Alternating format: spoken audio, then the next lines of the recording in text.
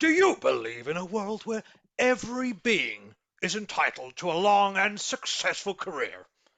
Even dogs? I'm Michael O'Hare, ex-CEO, philanthropist, all-round life coach, and the author and founder of the worldwide acclaimed Best in Business seminar series. Welcome to Enter the Dojo of Business. Hiya! Join us live here every week where career progression dreams do come true. Follow the Facebook group, and if you want to start a watch party now to get others to join us, feel free to do so. You can also subscribe to the YouTube channel where you can see all my other videos too. But you have to be in the YouTube app to submit questions. But I think there may be some issues tonight. If you find there are issues, join us on Facebook. And if you think others could benefit from my Best in Business military boot camp, not in that kind of aggressive way that the Minneapolis police have, but in a sort of nurturing and fatherly way, then get them to join us here. This week, you've probably noticed we're back in the office, and you're probably saying, Michael, why are you wearing this rather pink, overt, and ostentatious tie? Well, because I, the Best in Business, celebrate diversity and inclusion, darling. And also because I'm immediately heading off to a humanist wedding after this show. These type of weddings, especially these ones, tend to be livened up, need to be livened up a bit. So I thought pink would bring out the atheist spirit in them all. So let's get through these very naive and ignorant questions so I can pop off. My first email this week is in from DuncanDonuts@hotmail.com. That sounds like a lawsuit waiting to happen.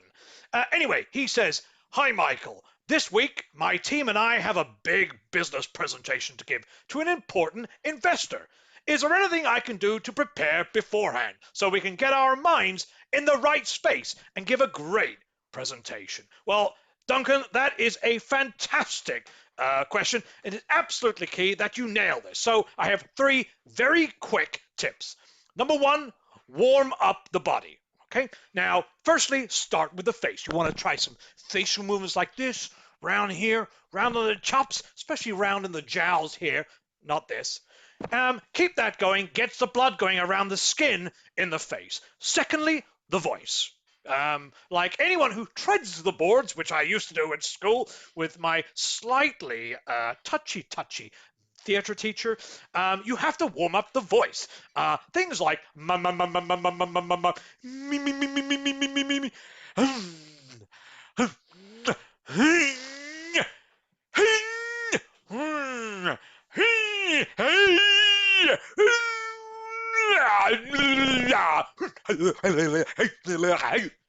It's important that everybody in the group does this together, preferably naked, so to enhance the team bonding aspect. Maybe you could also try some beatbox to get the lips going. My name's O'Hare. I'm hung like a bear, and I just don't care. I spent a week at a youth center in Harlem learning about that. Number 2, staying with the body. Get the limbs going. I've done lunges. You've seen my balance sheet squats video. Get the shoulders going as well, tilting the neck forward and up. Try not to cricket, which I did last week. I was out for a week. Focus on the whole upper body area as well, particularly the chest.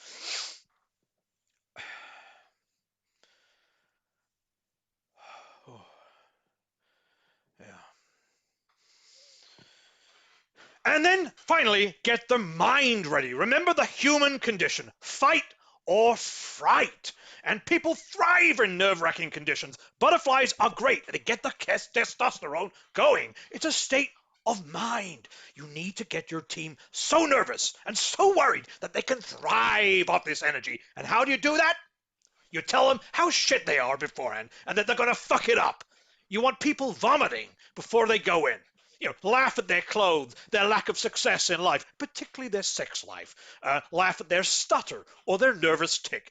Anything that brings them down to a shell of an individual. Crush any hope they have and then watch them rise like a lovely soft loaf to the occasion. So hopefully that trains you up very quickly, Duncan, for your big meeting, and good luck with it. Our next message in is from a Facebook message from Leanne Armstrong from West Newbury in Massachusetts. And she says, Dear Michael, I work for a large pharmaceutical company where we employ office staff and scientists alike. Um, she says, what I would like to know is, however, I've noticed of late, I have noticed a small type of hybrid office scientist lurking about. This individual wears smart trousers with a shirt and tie, and this is fine, but the shirt sleeves are not full length and indeed are short, ending just before they reach the elbow. I would welcome your advice. Should I take disciplinary action? Well, we have a quick picture here of what Leanne is talking about. This individual, of course, short sleeves, top pocket, and tie. It's probably not the culprit in question, but you could probably believe that this individual would be a culprit. He's applying his right to bear arms. Oh, yeah, I made that up myself while I was on the John earlier. What you get with this, you get dry elbows, crusty skin, particularly elder gentlemen, and unsightly tattoos from those who had a rather rogue upbringing, particularly if you came from a broken home.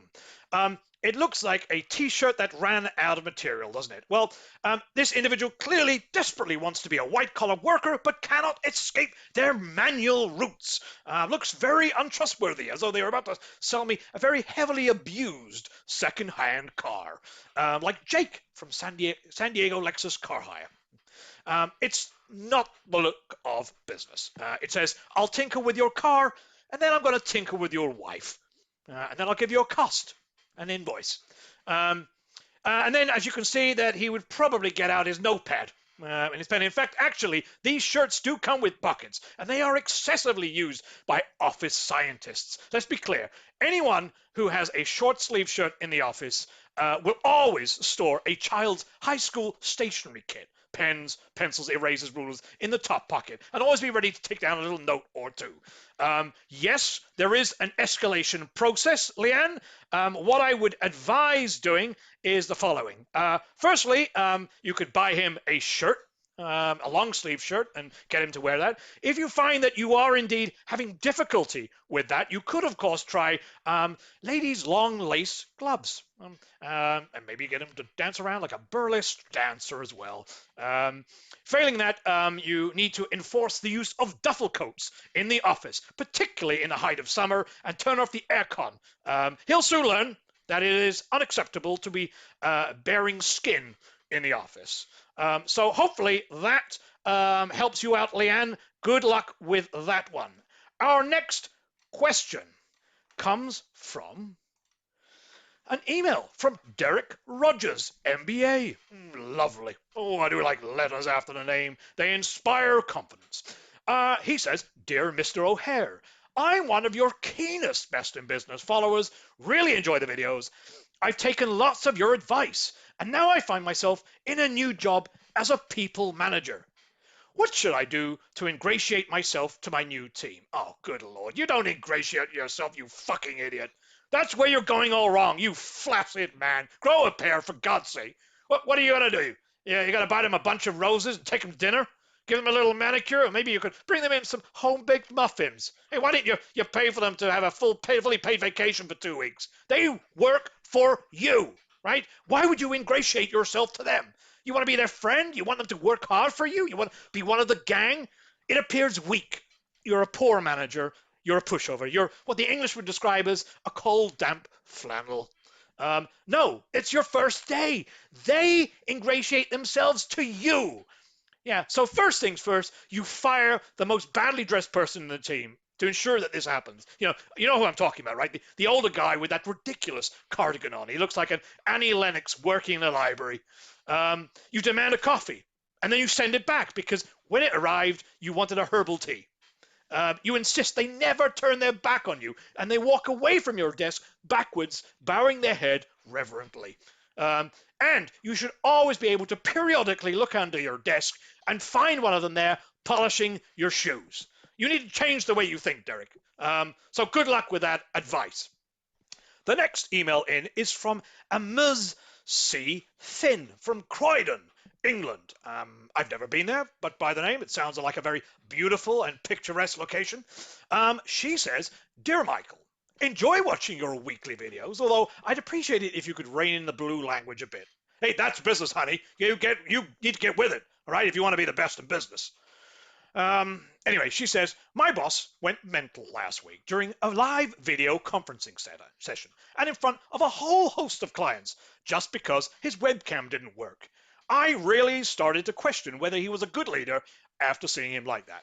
Would you agree? Well, obviously, I've absolutely no idea who you're talking about, but I completely agree. The guy seems like a complete douchebag. What a schmuck. You never lose your cool in front of clients. You channel all that negative build-up energy towards the nearest high-performing male colleague and let him have it. You never do that in front of clients. And let's be clear, good staff like being disciplined. They learn from it. Some have even asked to be spanked, which sadly I can no longer do due to the Geneva Convention. So what makes a great leader, Ms. C. Finn? Well, when I answer that question, I tend to look in the mirror, lose myself in my deep blue eyes and stroke my bushy mustache and ponder why I, Michael O'Hare, honorary PhD, is a great leader. Well, some of these things, what I would say is you can't teach. Some people are just born with these abilities, these powers. As Mahatma Gandhi once said, with great power comes great responsibility. A good leader is always in control, like me. Papa knows best. I'm firm but fair, confident but not arrogant, sexy but not distracting. So the guy you described sounds like he needs to go on a best in business course.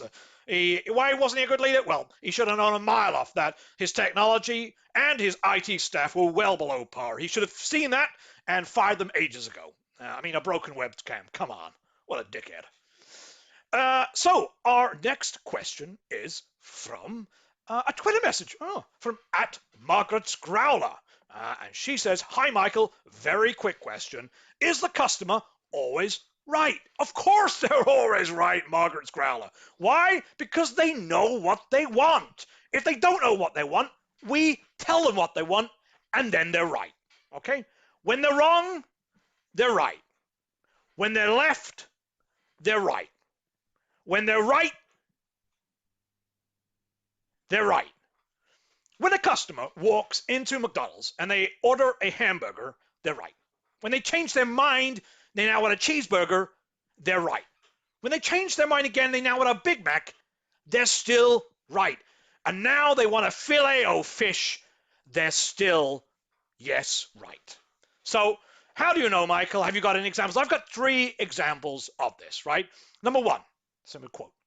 Michael, you're a very attractive man to do business with. Bill Clinton. Michael, your business acumen and astute know-how is second to none. Bill Clinton. Michael, your wife's a dirty hoe. I love her. Bill Clinton. So where would you be without the customer being right? I'll tell you, you'll have a moribund company, a dead business, and who likes a dead business, right? Come on. An undertaker? And if the customer isn't right, then you'd be doing standard package vacations to 2-star motels so cheap that even the Jesuits would be putting Bibles in the hotel rooms. So that is why the customer is always right, Margaret's Growler. We have time for one more question here. It's an Instagram message from Executive First Finance. We have recently hired a young male called John, who was a school leaver without a college education. Whilst I understand he hasn't worked in the professional workplace before, he has just walked into the office with a gold stud in his ear. Oh, what do you advise I do? Well, let's be clear. There are probably some very low-paid junior workers watching this, new in their career, wondering, why is this a problem? Let's be frank.